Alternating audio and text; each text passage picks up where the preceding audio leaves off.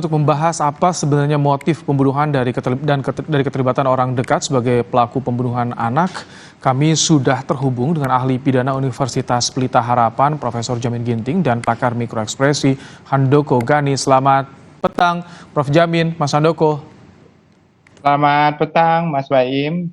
Baik. Selamat petang, Prof. Selamat petang, Pak Handoko. Baik, Prof. Jamin. Awalnya kasus anak tenggelam tapi menjadi kasus pembunuhan berencana. Ada CCTV yang dijadikan alat bukti. Tapi bagaimana untuk bisa mengungkap, membuktikan atau bukti yang lebih kuat soal kasus pembunuhan berencana? Apalagi kira-kira menurut Anda, Prof? Ya, jadi kalau kasusnya itu masuk dalam konteks pembunuhan 338 atau pembunuhan berencana, atau karena kelalaiannya mengakibatkan orang lain meninggal dunia di 359, maka harus dicari terlebih dahulu bukti-bukti apa sebagai pendukung untuk mengarah kepada siapa yang melakukan tindak pidana. In case dalam kasus ini adalah pertama sekali ditemukannya adalah korban, ya, ada orang mati yaitu anak, di mana anak itu meninggalnya dia terakhir kali orang yang paling mendekati kematiannya itu adalah yang menjadi tersangka saat ini, di mana tempatnya di kolam. Nah, dengan hubungan kausalitas antara kematian anak itu dan keberadaan orang itu dihubungkan, maka didapatlah suatu alat bukti lain, yaitu scientific elektronik yang bisa dijadikan evidence, di mana ditemukan ada pergerakan-pergerakan tertentu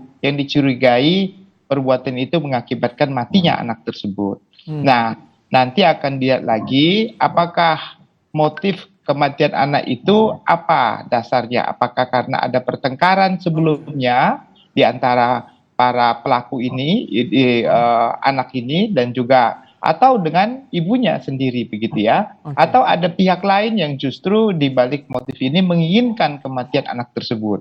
Jadi hal-hal inilah yang akan digali oleh penyidik untuk menentukan kalau memang ada pertengkaran, ada orang lain yang menginginkan kematian anak ini, maka itu sudah masuk dalam konteks perencanaan. Nah, kalau seperti perencanaan, maka tidak lagi suatu pembunuhan yang secara dilaksanakan pada waktu itu 338, tapi masuk ke 340 dan bukan masuk kelalaian mengakibatkan kematian.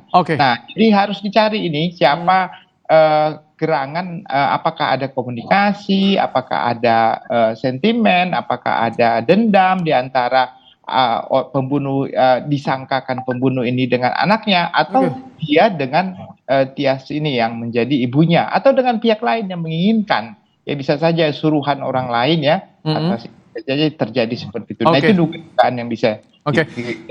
Baik, Mas Handoko, kita memiliki rekaman bagaimana reka adegan terhadap pelaku di TKP. Menurut informasi kami dapat informasi 12 kali korban ditenggelamkan, tapi dalihnya untuk latihan pernapasan. Apa yang Anda tangkap soal dalih pelaku ini, Mas Handoko? Ya, sebetulnya kan kita mesti mendefinisikan kedua hal tersebut, yaitu menenggelamkan dan melatih pernafasan, ya. Kalau kita bicara menenggelamkan, artinya ada unsur kesengajaan yang dilandasi kebencian, ya. Kita menenggelamkan sesuatu atau seseorang didasari oleh hal tersebut. Nah, kalau melatih pernafasan itu tidak ada yang namanya rasa dendam, ya. Nah, artinya setelah kita definisikan ini, kita dengan mudah bisa melakukan pembanding. Artinya ketika seseorang menenggelamkan seseorang lainnya, tentu ekspresi body language-nya seperti wajah, kemudian gerakan tangan yang menenggelamkan itu akan kelihatan, ya, ada unsur pemaksaan, dan kita juga akan melihat misalnya perlawanan dari korban. Nah, sebaliknya kalau kita lihat itu adalah latihan pernafasan, maka kita tidak melihat ekspresi body language, gestur, dan wajah yang marah gitu ya. Kita juga tidak akan melihat pemaksaan yang sedemikian kerasnya terhadap korban. Nah, mungkin juga ya, kita juga tidak akan melihat perlawanan, ya. Nah, akan tetapi ini menjadi menarik ketika di dalam sebuah latihan pernafasan yang dimaksud itu, polisi menemukan forensik secara forensik itu adanya perlawanan yang mungkin terlihat di tangan dari YA misalnya atau bagian tubuh yang lainnya. Artinya adalah si YA harusnya sudah tanggap ya, responsif terhadap ketidakmampuan korban untuk melanjutkan latihan. Jadi di situ ada unsur pemaksaan. Nah, ini kita juga harus memilah. Tadi saya bilang secara definisi ini bagaimana dulu nih, menenggelamkan, berlatih pernafasan tapi tidak memperhatikan ketidakberdayaan atau batas limit dari seseorang. Nah, ini tiga ini akan menjadi bahan perdebatan nanti.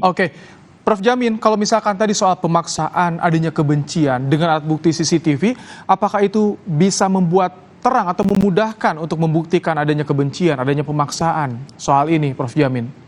Ya, jadi bukti dalam untuk membentukkan adanya suatu tindak pidana perencanaan itu bisa juga diambil dari ahli forensik bedah mayat. Dari bedah mayat forensik itu nanti akan ditemukan kapan dia meninggalnya, sebab meninggalnya apa, dan luka-luka yang ada dalam tubuhnya itu akibat murni karena memang volunteer ya, karena memang dia mati sendiri karena kelalaian, atau karena ada paksaan tadi, ada kekerasan di tubuh.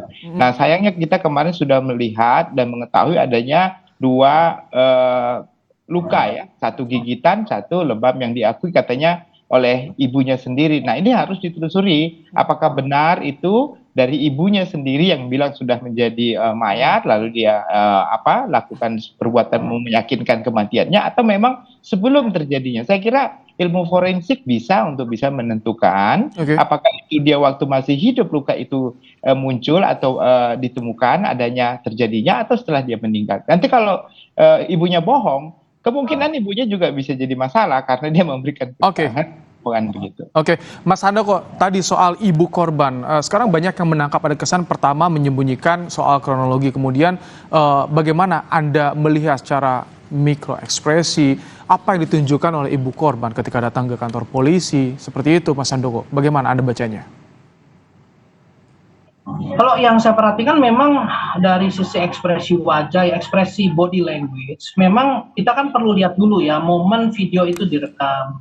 Nah, kalau kita melihat dari video yang direkam dan beredar tersebut, memang mungkin ini kan kita bicara tentang ekspektasi masyarakat. Ketika melihat seseorang yang baru kehilangan anak sematawayangnya, harusnya kan dia akan seperti apa begitu ya. Nah, tapi itu tidak terlihat pada saat pada saat kita melihat video tersebut. Nah, itu, tapi ini sekali lagi ingin saya jelaskan bahwa hal ini tidak serta-merta boleh diartikan oleh netizen atau pihak-pihak lain sebagai kesalahan atau tidak adanya penyesalan dari ibu. Ya, itu tidak semudah itu kita melihat ya. Kita juga perlu mengetahui misalnya karakternya, latar belakang ini dan itu. Ya, sebelum kita menjudge, menghakimi bahwa si ibu ini nggak ada perasaannya, nggak ada rasa menyesalnya gitu. Atau lebih cinta kepada YA daripada kepada anaknya. Itu tidak semudah itu kita simpulkan. Itu harus dibuktikan tentunya dengan penyidikan yang dilakukan oleh kepolisian. Tapi yang juga menjadi sorotan saat ini belakangan muncul soal video bonding, kedekatan antara korban dan juga pelaku. Bagaimana yang bisa dibaca dari video ini nanti kita akan bahas usai jeda. Mas Handoko, Prof Jamin, tetap bersama kami di Kompas Petang.